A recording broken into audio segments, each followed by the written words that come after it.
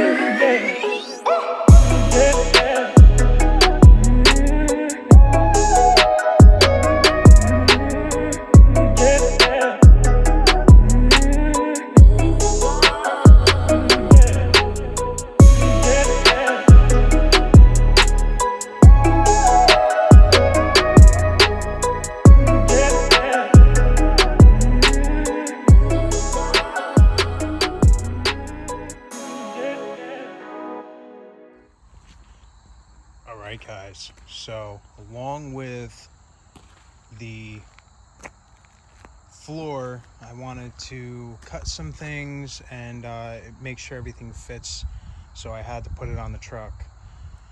So you ready to see how this thing looks? Because it looks pretty bad.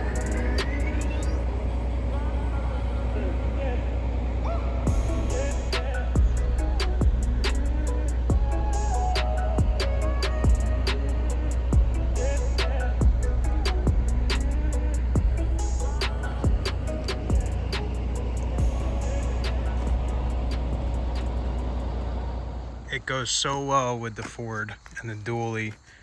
Like I said, you could see my inspiration was from the original Fords, how they have the flare, and it really goes well with this truck. Now, we did come up with what we're doing for the paint. We are going to color match this, so this thing is going to look so good. Just imagine the stripe going through and then the green all through that. Man, this is gonna look so crazy. I really outdid myself this time. I think we're gonna do the tan on this as well, tan or gold, whatever they call it. So this is really gonna truly be a custom, cool, functional utility bed. You can see my sort of strap set up here, but the reason why I put this on was I had to check these front for clearance. So there's a lot of clearance on this side, and you can see I cut, if you look down there on the bottom, I had to cut that little tab off, but that side has a little less clearance. And now I can mark the head of the bolts in here and drill out what I need, so I don't have to worry about if they ever have to change them, they have to take the body off, yada yada yada. So there's plenty of room on these. Just going to match up this bottom bolt down here and then go right to here, and then I'll drill a hole big enough to get a socket through there, just like all the other bodies, and it just makes it simpler. Not that he's gonna have to replace those, because we are upgrading those to the 67 or 6800 pound leaf spring setup. But other than that, we're gonna have that, which will actually bring it up in the air even more than this. And then as you see, you know, this side has a lot more gap than the other side. Other side, the leaf springs are shot, the bushings on the leaf springs are shot.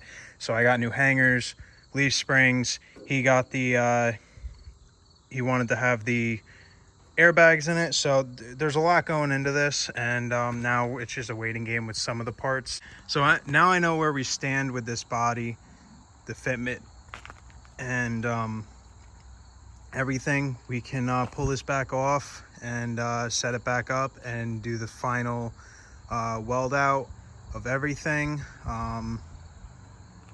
Now it's going to start coming together fast, but like I said, there's a bunch of other stuff that I have to do. I'm going to jump over to the bumper after I weld on the floor of this, and we're gonna get the paint pretty soon.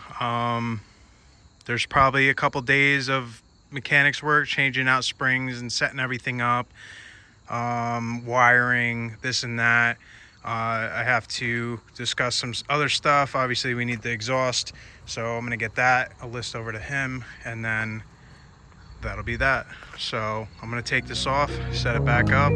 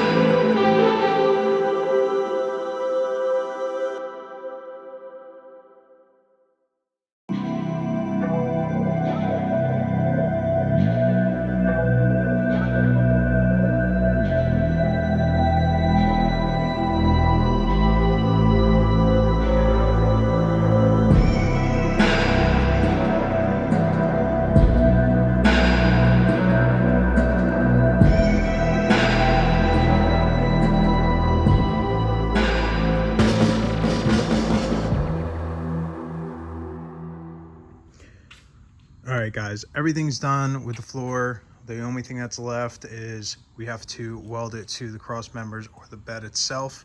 What I'm actually using the forks for is to put pressure on the top of the tread plate to allow it to sit as flush as possible to the cross members. So what we'll do is we'll go underneath, we'll tack it up, not full weld out, just tack it up so that it stays in place. Come back out here, tack the outsides, and then move down until we're completely done. Then we'll come back around, lift it up from the front so that because it's easier to lift from the front with the forklift, and we can actually get under there and weld everything out before we fully weld out the outside and finish pretty much whatever needs to be done overhead or underneath the bed.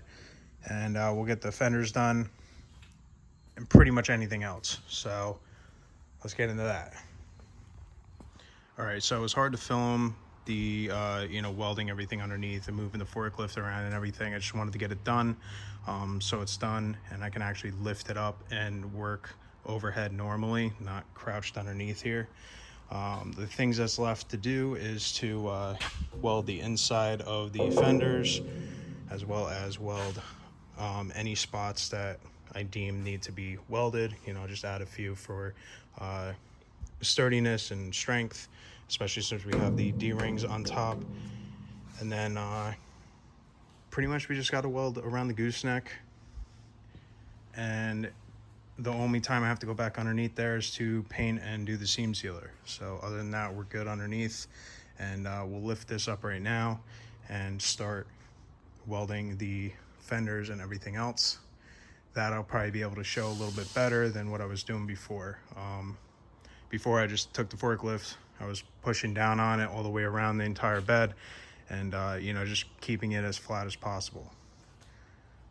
And it's coming out really nice. I like the floor, I like the setup, and I'm really glad I did the flush mount turnover ball.